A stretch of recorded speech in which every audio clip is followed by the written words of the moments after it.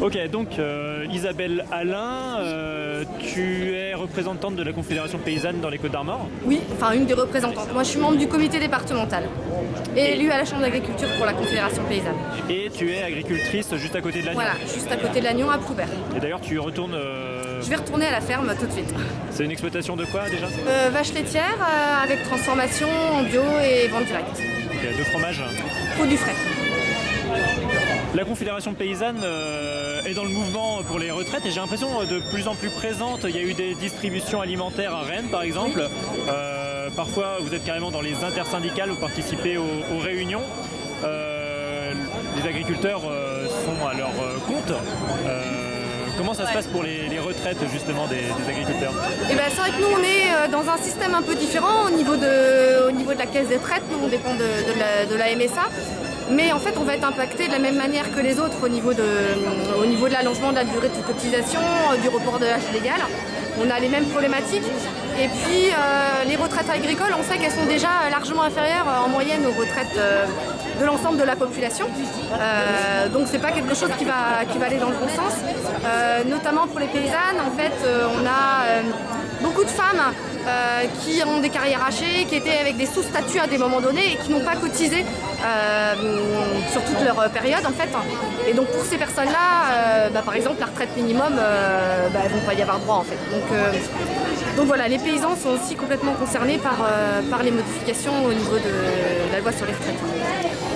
Et la Confédération paysanne, elle a une voix qui se fait remarquer ces derniers temps dans les mobilisations et aussi sur les questions environnementales, mobilisées dans les Côtes-d'Armor contre des autorisations d'augmentation de cheptel, notamment de poules, pondeuses, un des sujets sur le territoire de l'Agnon en ce moment. Mobilisé aussi dans les manifestations contre les méga-bassines un peu plus loin de chez nous dans le Poitou. Ça a donné lieu à un rassemblement l'autre jour devant la sous-préfecture à Lannion. Pourquoi ce conflit pourquoi la conf est impliquée dans ce conflit? Le conflit de l'eau, notamment à Sainte-Soline, c'est un conflit important pour la Confédération paysanne parce qu'on est là sur la justice sociale aujourd'hui au niveau des retraites, mais quand on parle des méga-bassines, en fait, c'est comment demain on va se partager l'eau aussi sur l'ensemble de nos territoires. On sait qu'avec le réchauffement climatique, l'eau va devenir un des sujets préoccupants dans les années à venir. Et en fait, on considère à la conf que stocker l'eau dans des méga-bassines n'est pas une bonne réponse. On n'est pas les seuls, justement, il y a aussi beaucoup de scientifiques qui sont d'accord avec ça. Et donc, ce qu'on demande, c'est qu'il y ait aussi une vraie concertation. En fait, on n'est pas là pour manifester dans la violence et casser comme on veut le faire croire. On est là pour réclamer en fait, un vrai dialogue sur l'ensemble des territoires au niveau de la gestion de l'eau. Donc comment on se partage l'eau, comment on hiérarchise et comment on priorise les différents usages en fait, entre les citoyens, l'agriculture, l'industrie, etc. Donc on demande à ce qu'il y ait des vrais dialogues qui soient ouverts à tous les échelons en fait. Sur notre territoire, là, le Trégor côtier, le Gouello, c'est une région légumière. Et la principale coopérative, les maraîchers d'Armor, qui historiquement sont plutôt liés à la FDSEA, demandent aussi de pouvoir retenir de l'eau. Alors pas dans des méga bassines, mais enfin il est question d'irrigation, ce qui n'est pas normalement très fréquent dans le coin, parce que d'habitude on ne manque pas de pluie, mais ces dernières années c'est vrai, la sécheresse est de plus en plus longue.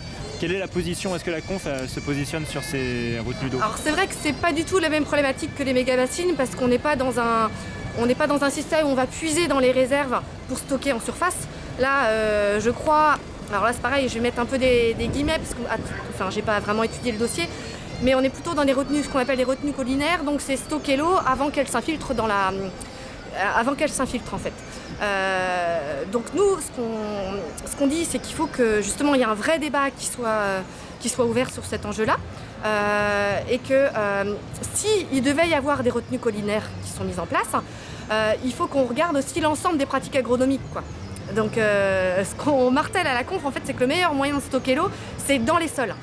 Et en fait, pour stocker l'eau dans les sols, c'est d'avoir des bonnes pratiques agronomiques, un sol vivant, donc pas de la monoculture, des rotations qui soient pertinentes, des haies, du bocage qui permettent de stocker l'eau. Et donc dans les zones légumières, on ne va pas pouvoir non plus donner, il ne faut pas qu'on donne l'autorisation de faire des retenues collinaires si on ne change pas aussi ou si on ne met pas en cause les pratiques agricoles. Parce qu'on est dans des zones où déjà les sols ils sont carrément matraqués avec certaines cultures de légumes. On a une culture intensive et monoculture de légumes, voilà. Donc des sols qui aussi ne sont plus en mesure, dans certains cas, de retenir l'eau. Donc ça, c'est vraiment la base pour nous avant de parler de retenue collinaire. Et si on se promène sur la côte, on verra qu'en plus, il n'y a plus de bocage. Le bocage a été détruit. Et donc, pour nous, en fait, avant d'étudier ces choses-là, où en même temps, on doit voir comment on permet aux agriculteurs de continuer à irriguer dans le cas où c'est nécessaire, mais aussi quelles sont les contreparties et comment on fait en sorte que ce soit durable dans le temps. Parce qu'on voit bien que de toute façon, l'eau sur nos côtes, c'est aussi un enjeu majeur. L'année dernière, on a failli manquer d'eau pour certaines zones touristiques, pour l'alimentation en eau potable des habitants et des touristes. Donc les conflits, on va les avoir. Et en plus, on a aussi des gros problèmes de pollution sur ces ruisseaux côtiers. Donc il va falloir qu'on traite de comment on répartit, comment on se le partage et comment on fait en sorte que l'eau soit de bonne qualité. Justement, quelle est l'ambiance à la Chambre d'agriculture? La Conf est un syndicat minoritaire qui représente à peu près 25% des voix. En moyenne, c'est ça dans le département, je ne sais plus. Comment ça se passe avec le syndicat majoritaire qui, dans le Morbihan, département voisin, demande quasiment votre mort sociale, votre mise au banc de toutes les instances et la fin de vos subventions? Oui, alors on n'est pas. Je crois qu'il y a des grandes disparités en fonction des départements au niveau relations intersyndicales. C'est vrai que ce qui se passe dans le département, du Morbihan est quand même très exacerbé. Le conflit entre la FNSEA et la Confédération paysanne dure depuis déjà quelques temps sur ce département-là. Mais c'est vrai qu'on atteint un peu le paroxysme.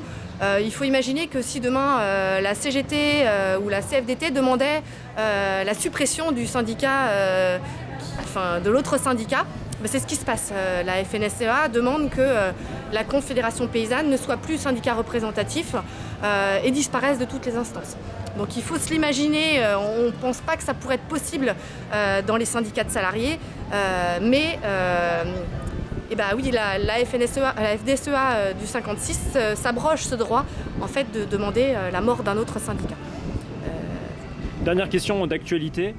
La semaine dernière, donc c'était justement le congrès de la FNSEA. Le ministre de l'Agriculture, Marc Fesneau, était présent et il a annoncé en gros que la décision d'interdire un des pesticides qu'on retrouve juste le plus dans l'eau, 90% voire plus, y compris en Bretagne, qui est une décision de l'ANSES, donc décision s'appuie sur des faits scientifiques, ne serait pas suivie par le gouvernement parce qu'il n'y avait pas d'alternative à ce pesticide.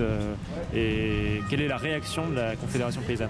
On voit bien le double discours permanent de notre gouvernement. En fait, on dit qu'il faut qu'on s'appuie en permanence sur des faits scientifiques. Là, les faits scientifiques sont...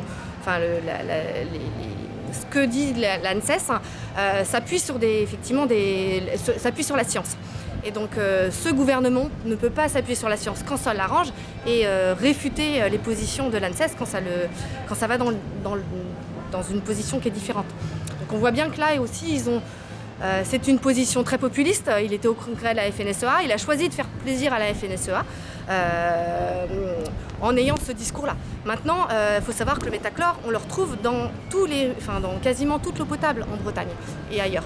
Donc c'est comment demain, comment on prend en compte d'urgence cette problématique-là.